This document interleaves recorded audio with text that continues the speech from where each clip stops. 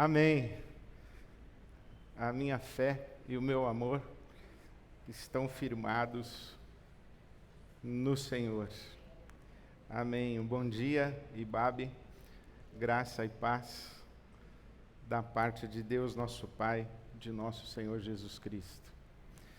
Quero lembrar para você o nosso congresso Conversas Pastorais. Ainda dá tempo de você fazer sua inscrição, ainda dá tempo de você saber do que se trata, ainda dá tempo de você participar. Conversaspastorais.com. Se você não fizer mais nada, eu só queria encorajar você a entrar, conversaspastorais.com, e ler o manifesto. E aí depois você decide o que fazer.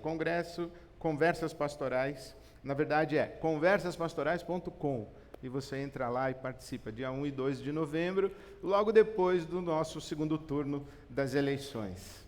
Eu queria ler com você hoje pela manhã isso que temos dito quase que a exaustão aqui na nossa comunidade e aqui desse púlpito, como acabamos de cantar e acabamos de ser lembrados.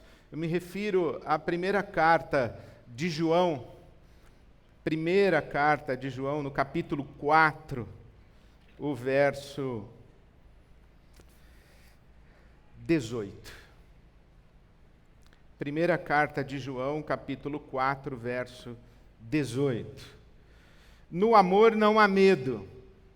No amor não há medo. No amor não há temor.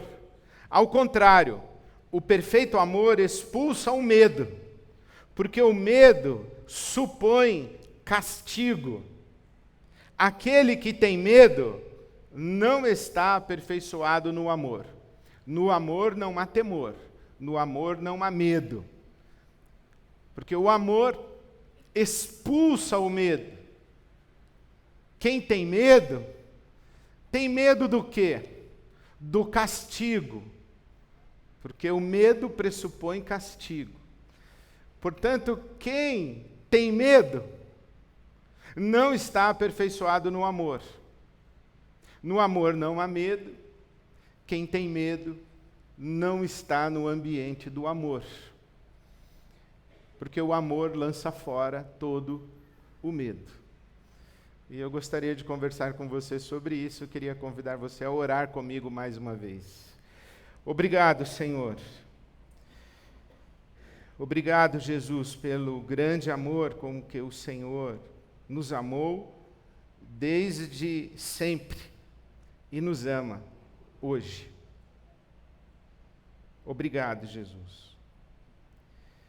Dá-nos a experiência do teu amor e guia-nos na verdade do amor e no amor verdadeiro. Nós te pedimos que seja assim. Para o nosso bem, te pedimos para a glória do teu santo e bendito nome. Amém.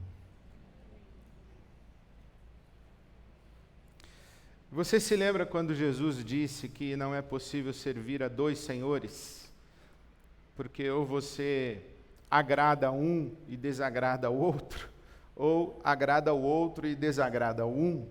E Jesus disse isso em Mateus capítulo 6, quando ele falou sobre o dinheiro. Não é possível servir a Deus e a Mamon. Mamon não é dinheiro.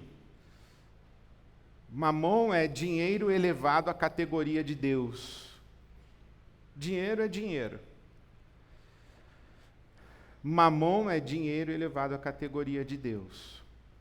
Aquilo que não é Deus e é elevado à categoria de Deus, se torna um ídolo. Então, se você tem, porventura, algumas notas de dinheiro no seu bolso, na sua bolsa, na sua carteira, você não está necessariamente carregando no seu bolso um ídolo. Mas se o dinheiro é elevado à categoria de Deus, ele se torna um ídolo. E, na verdade, Jesus não estava falando apenas do dinheiro, ele estava falando de todas as riquezas, de todas as nossas posses materiais. Aquilo que não é Deus, mas é elevado à categoria de Deus, se torna um ídolo. E a Bíblia chama esse ídolo, especialmente o Novo Testamento, de potestade. Uma potestade. A potestade que ocupa o lugar de Deus, esse ídolo chamado potestade, chamado no Novo Testamento de potestade, que ocupa o lugar de Deus, tem 3 características. A primeira é que a potestade, por ocupar o lugar de Deus, é totalizante. Nada escapa do horizonte de influência de uma potestade, de um ídolo. A potestade está em todo lugar, em todo o tempo, está agindo sobre todas as pessoas, está agindo em todas as coisas. Essa é uma própria definição de Deus. Deus, por definição, está em todo lugar, em todo o tempo. Não há nada que escape a sua interferência, a sua ação, o seu controle. Então, a potestade, assim como Deus, é totalizante. A potestade, ela é, em segundo lugar, estruturante. Ela define nossos valores, ela define nossas crenças, ela define nossas prioridades. A partir da nossa relação com isso que é totalizante e estruturante, nós organizamos a nossa vida. Nós dizemos sim e não. Nós organizamos a nossa vida em termos de certo e de errado. Daquilo que devemos perseguir idealmente, daquilo que devemos rejeitar radical e contundentemente. Então, a potestade, ela é totalizante, ela é estruturante, e em terceiro lugar, a potestade é determinante das nossas relações. Quem a gente chama de irmão e quem a gente não chama de irmão. Quem a gente chama de amigo e quem a gente chama de inimigo. Quem a gente chama de parceiro e quem a gente chama de adversário. A potestade vai dizer com quem você deve andar e quem você deve evitar. Porque a potestade é totalizante, estruturante e determinante das suas relações. Jesus disse, olha, você não pode servir a Deus, que é total, que é estruturante da sua vida, que é determinante das suas relações, e a mamon, ao dinheiro, a um ídolo. Porque esse dinheiro vai dizer com quem você anda, quem você rejeita, vai dizer quais são as suas prioridades, vai dizer a que você é leal e fiel. Então você não pode servir a mamon e a Deus ao mesmo tempo. Jesus usou a figura de potestade para se referir ao dinheiro. Eu suspeito, só suspeito, eu tenho dúvidas, porque, claro, eu não posso falar desse jeito em nome de Jesus, que se Jesus estivesse no Brasil de hoje, ele diria, vocês não podem servir a 2 senhores. Vocês não podem servir a Deus e a política ao mesmo tempo. A política é a nova potestade, ou é a potestade desse momento do nosso país. A política, ou as nossas preferências, opções, compreensões, discernimentos políticos, se tornaram a nova potestade. A política é totalizante, porque você pega um Uber, o assunto é política. Você vai no aniversário do seu primo, o assunto é política. No seu trabalho, o assunto é política. Aliás, no aniversário do seu primo, a sua mulher fala, não vai falar de política. Então, a política é totalizante, está em tudo que é lugar. É estruturante. Porque você organiza a sua vida a partir das suas compreensões e discernimentos políticos. E é também determinante das suas relações. Menina vai marcar um date e fala, em quem você vota? Senão já nem marca.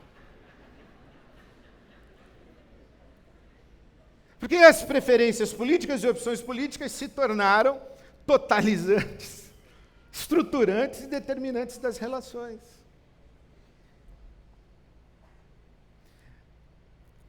O que acontece é que aquilo que não é Deus, mas funciona como se fosse Deus, isto é um ídolo.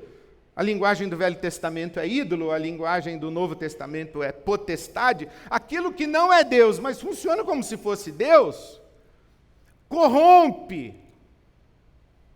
destrói, faz adoecer, e é aqui que eu queria chegar. Eu acredito que nós estamos doentes. A potestade política nos adoeceu. Estamos doentes. Os psiquiatras, eu trouxe papelzinho hoje, você viu, né? Os psiquiatras têm dito que se o nosso país se deitasse num divã, o diagnóstico seria TDP, transtorno depressivo persistente. O Brasil no divã seria diagnosticado com transtorno depressivo persistente. Sintomas: baixa energia, baixa motivação, autoimagem negativa, autodepreciação, incapacidade de encontrar satisfação nos afazeres do dia a dia, a vida fica cinzenta, sem cor, sem sabor. Taquicardia, inclusive dormindo. O sujeito acorda à noite com taquicardia. Já passou por isso? Eu já passei. Claro que eu fui procurar o meu psiquiatra. Taquicardia, tontura, falta de ar, desmaios, sinais de esgotamento físico, fraqueza, dores de cabeça frequentes, ansiedade, sentimentos depressivos. Então, abre parênteses, presta atenção no que eu vou falar agora. Eu não sou psiquiatra, não sou psicólogo, não sou terapeuta, não sou um profissional de saúde mental. O que eu estou falando é fruto da minha observação, da minha pesquisa, da minha própria experiência pessoal, do meu gabinete pastoral. Então, você acabou de ler, você já falou assim, estou com isso aí. Não, você não está com nada. Você só vai estar se você procurar o seu psiquiatra, procurar um psicólogo, um profissional de saúde mental. Então, a partir do que eu estou falando, você não vai chegar a conclusão nenhuma de autodiagnóstico. Porque eu também não estou te diagnosticando. E também, pelo amor de Deus, você não vai fazer nada com você mesmo depois de me ouvir aqui. Se você vai fazer alguma coisa, vai procurar um psiquiatra. Vai procurar um psicólogo, um terapeuta. Ou alguém com quem conversar e eu já chego lá. Então, fechou parênteses. Mas voltando. Eu ouço frequentemente pessoas me dizendo coisas como: estou esgotado, estou esgotada, estou sem ânimo, estou ansiosa, ansioso, estou com medo, estou angustiado, angustiada, não consigo dormir direito.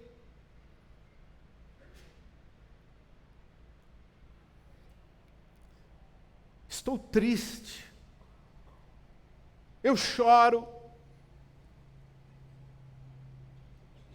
Ultimamente fiquei chorão, mais chorão ainda. Eu pensei, será que eu estou cheio do Espírito Santo ou eu estou doente? Você tem que prestar atenção nessas coisas. Eu choro toda hora.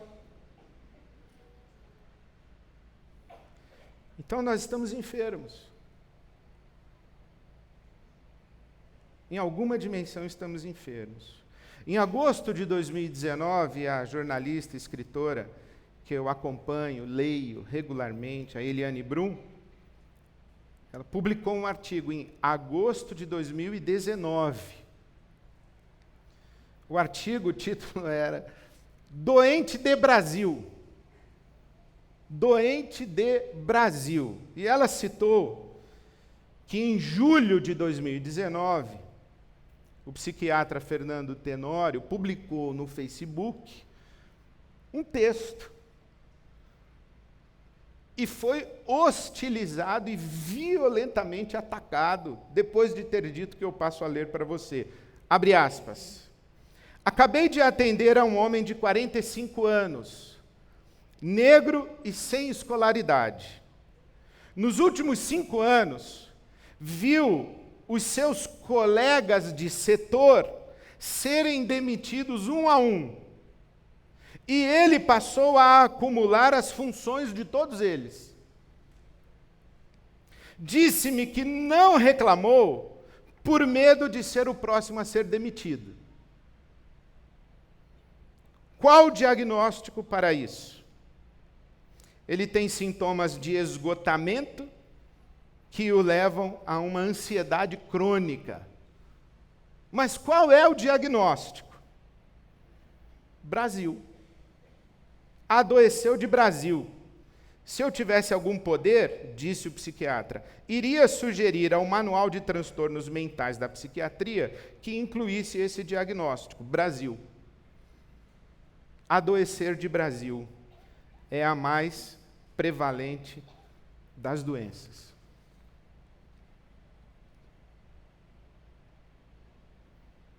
Crise econômica agravada, desemprego aumentando,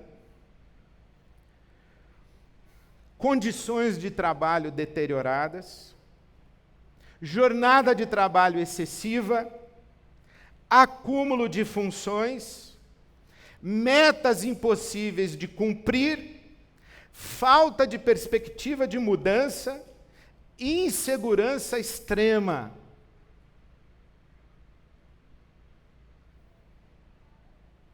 Além disso, nos últimos anos, a polarização política dividiu as nossas famílias, destruiu amizades, afastou amigos, comprometeu relações de afeto em todos os espaços e ambientes da nossa vida. Brasil. Nós estamos doentes de Brasil. O Brasil hoje é tóxico, minha gente. Ou o tempo em que estamos vivendo no Brasil é um tempo tóxico. Registro, eu não sou psiquiatra, não sou psicólogo, nem profissional da saúde mental. Estou falando de pesquisa. Os psiquiatras dizem que a depressão é uma tristeza sem contexto, que depende da estrutura subjetiva de cada pessoa.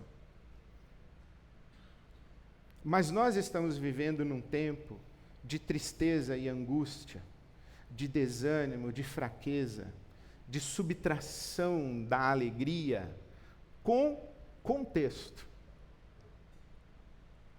Em que as coisas à nossa volta, elas são adoecedoras, o ambiente é adoecedor.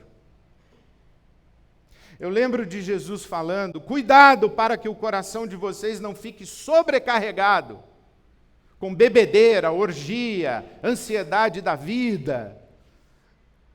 E eu sempre li esse texto de Lucas 21, 34, pensando o seguinte, bom, Jesus não acredita que eu, discípulo dele, ia me meter com bebedeira, orgia.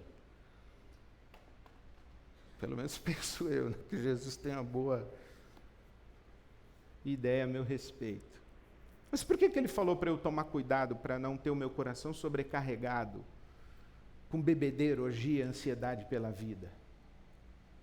Porque eu vivo num mundo em que essas coisas estão ao meu redor o tempo inteiro. E a imagem que eu criei foi fumante passivo.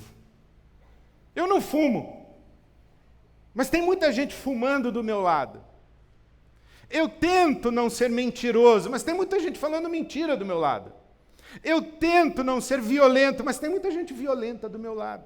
Eu tento não ser agressivo, eu tento não machucar ninguém, eu tento não ferir ninguém, mas eu vivo num mundo em que está todo mundo se dando cotovelada e pontapé um no outro o tempo inteiro. E isso vai entrando na nossa psique, na nossa alma, e vai sobrecarregando o nosso coração e vai nos adoecendo.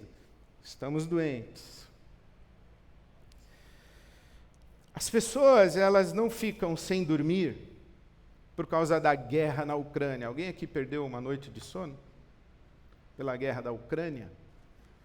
Só um irmão lá no fundo, Deus te abençoe, mas ninguém mais.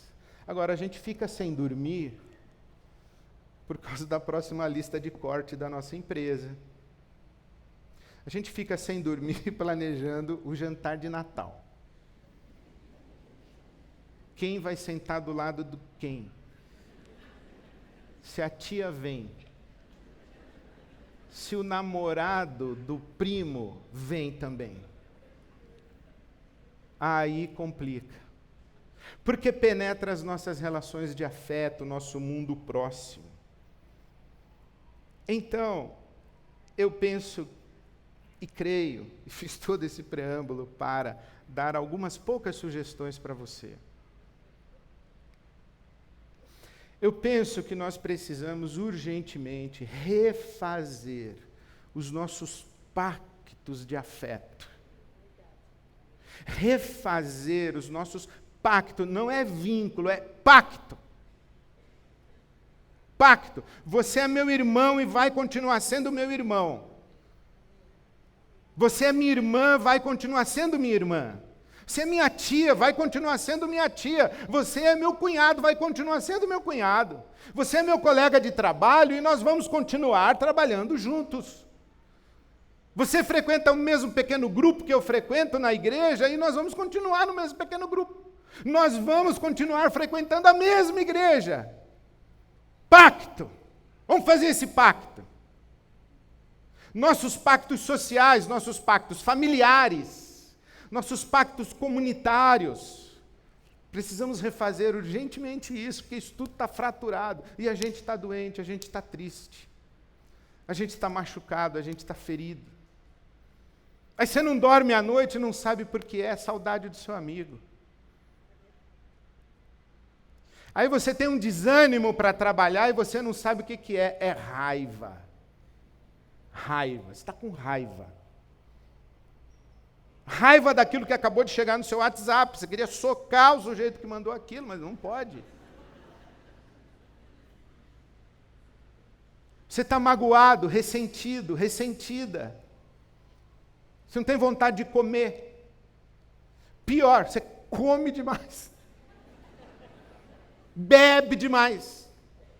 Fuma demais. Joga demais. Trabalha demais. Fica na internet demais.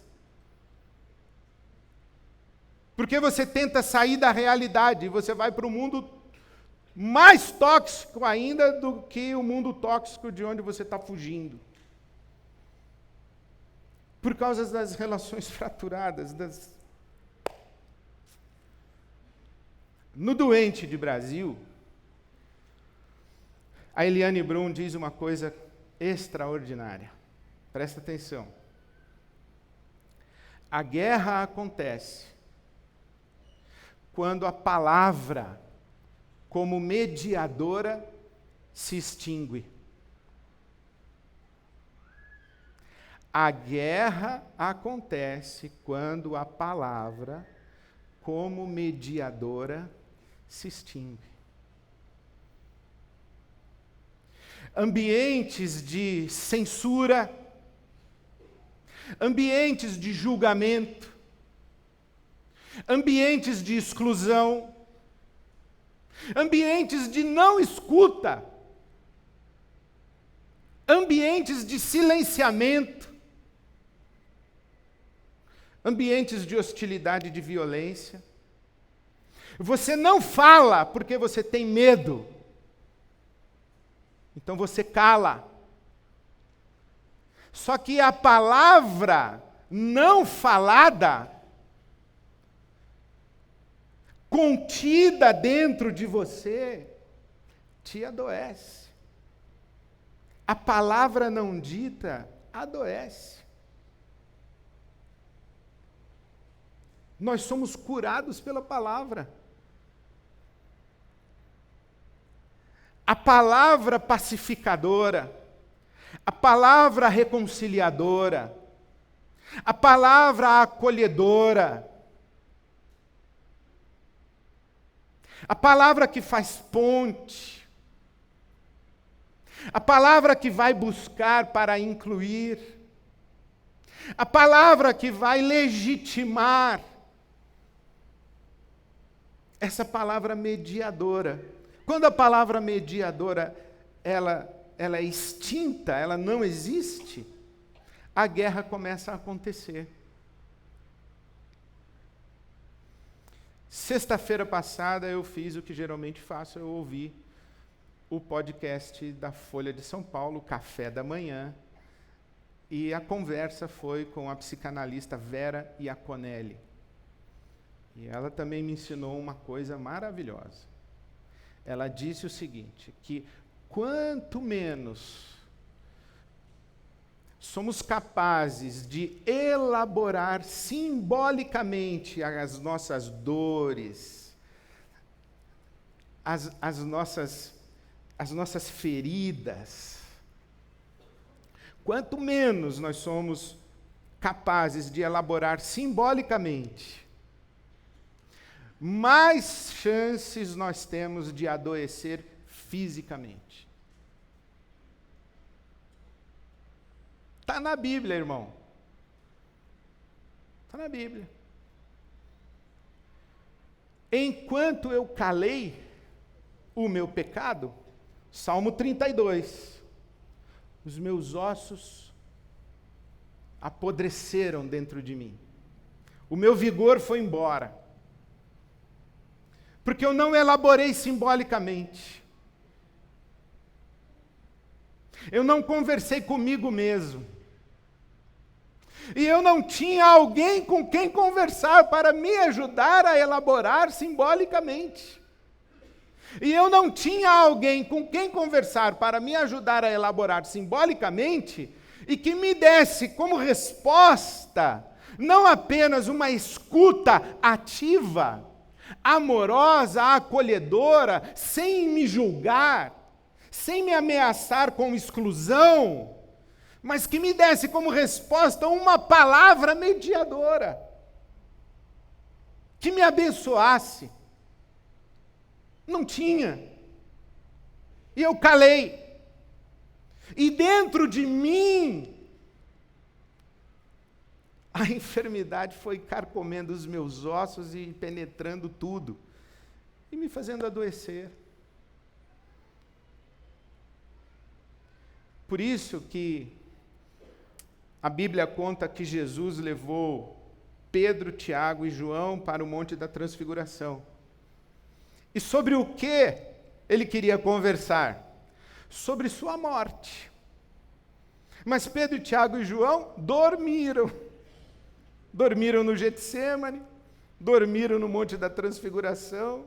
Aí Moisés e Elias apareceram para conversar com Jesus, e Lucas capítulo 9 vai dizer que Jesus conversava a respeito da sua morte. Porque quando Jesus começou a falar para os discípulos, eu vou morrer, mas ao terceiro dia vou ressuscitar, os discípulos, não, para com esse papo de morte.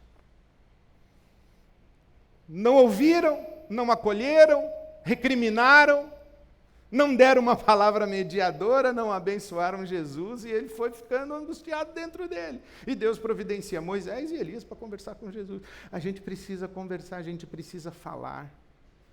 Mas para a gente falar, a gente precisa ter o ambiente da escuta e da fala, e da escuta amorosa. Então eu chego com você onde começamos. No amor não há medo. Porque o perfeito amor lança fora o medo. Quem tem medo do quê? De ser castigado, de ser exposto, ridicularizado, condenado, julgado, diminuído, amaldiçoado, excluído, abandonado, rejeitado. Então não fala, porque não tem ambiente de amor.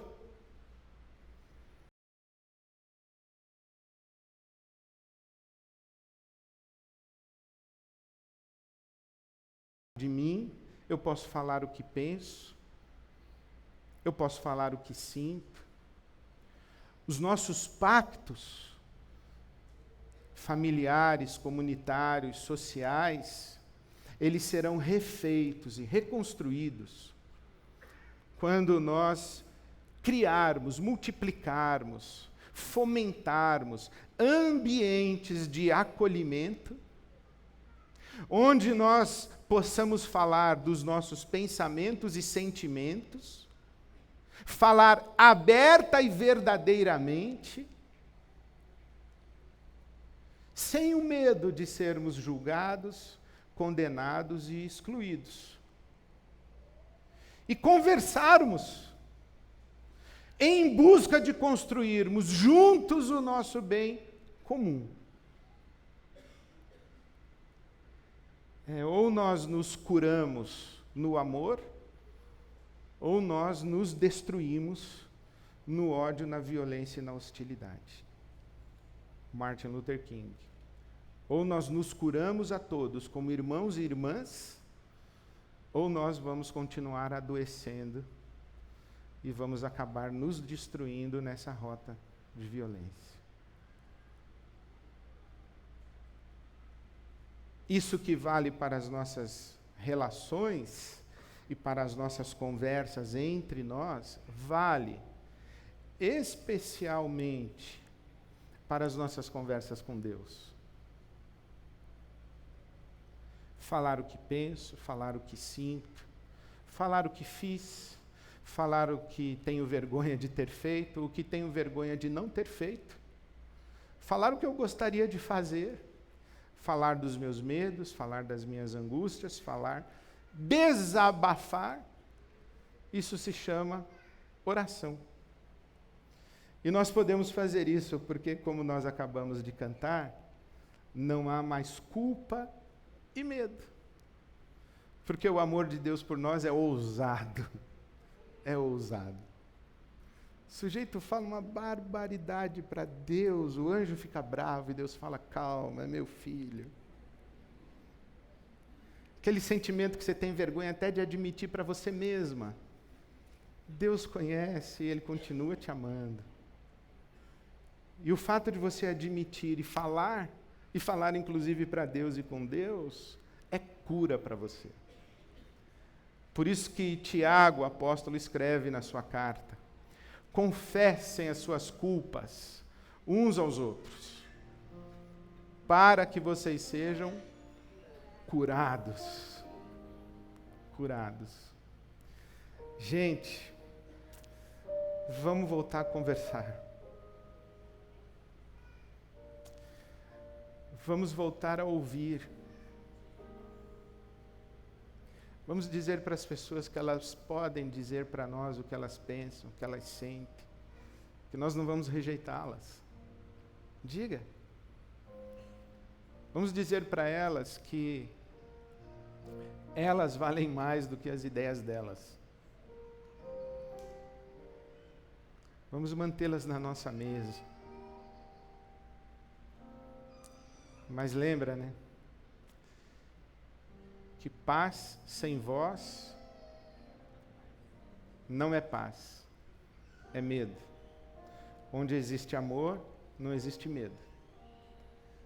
A minha oração por você, a começar de você e da sua casa, do seu núcleo mais próximo, né? Você e a sua esposa, você e seu marido, você e seus filhos. Que isso seja um lugar e um ambiente de amor. E que esse amor, onde não existe medo, seja um amor que cura, um amor que transforma, um amor que liberta, um amor que restaura, um amor que reconcilia. Porque ou nós nos curamos uns aos outros em amor, ou nós vamos acabar nos matando nesse mar de ódio que está ao nosso redor. Guarde seu coração, meu irmão. Guarde seu coração, minha irmã. Abra os braços em amor. Fale com amor, verdadeiramente, abertamente. Ouça com amor, ouça em amor. Vamos voltar a conversar, porque Deus está no meio de nós. Vamos voltar a conversar, 2 ou 3, na presença de Jesus. Que onde 2 ou 3 estão reunidos em nome de Jesus, Jesus está. Então vamos voltar. E esse Jesus que está conosco nos ama com ousado amor, e nesse ousado amor nós vamos permanecer, sem culpa e sem medo. Amém.